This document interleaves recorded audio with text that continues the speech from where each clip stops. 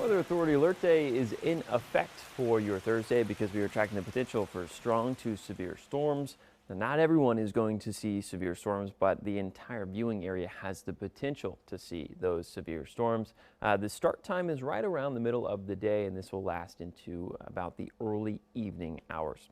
Now, as we have a current look at radar this morning, we are continuing to track this front way out there to our west, but we do have a couple of showers and storms building into Morristown and into the tri-state area.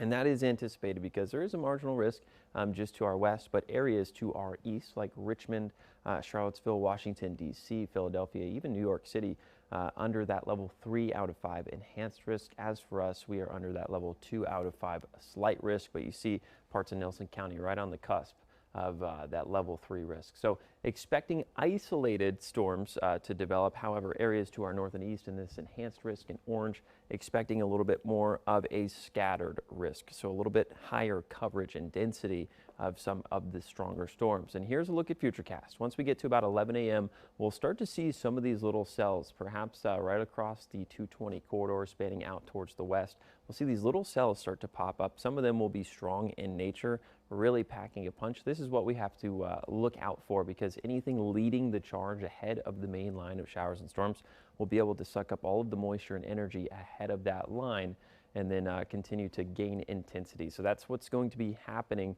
for some of us. And not everyone is going to be seeing some of those stronger cells develop, but some of those that do see those stronger cells develop will see some heavy rainfall, perhaps even leading to some localized flooding, maybe even some small hail, some gusty winds.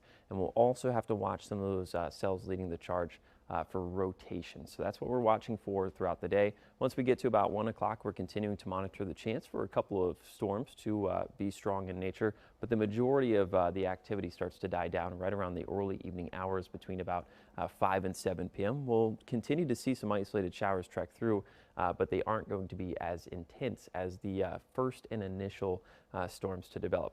By midnight, mostly clear skies start to settle in. We'll be a little bit breezy out of the north and west. By far, flash flooding is the highest potential severe threat for the day. Tornadoes are on the very low end of the expectations, but again, non-zero chance for seeing one of those, so we'll have to watch for some rotating storms. Wind damage, small hail, also possible.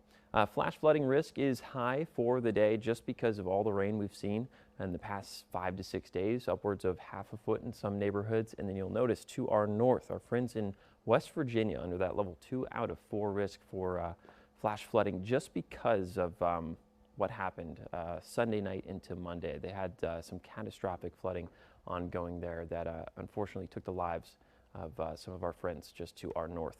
Skycam network out there this morning, continuing to monitor mostly clear and sunny skies out there, maybe a couple of mid to upper level clouds with temperatures right around the upper 60s to low 70s. We'll stay that way for the next several hours. Eventually we get back in the 80s by 10 o'clock. And then this afternoon, have a look at your temperatures. 89 for Lynchburg, 91 for Southside. The further east and south you are, the warmer you're going to get, just because the cloud cover and the storm arrival times are going to be pushed back a little bit later. So the warmer these areas get, the more instability, the more fuel for some of those storms to get going. So we'll have to watch some of the zones like Southside and Lynchburg this afternoon. Summer officially begins tomorrow, so just in time for this massive heat wave and this hellacious heat that we're going to be dealing with over the course of the next week or so. This is the GFS model, the American model, indicating that we'll likely get to the triple digits in Roanoke.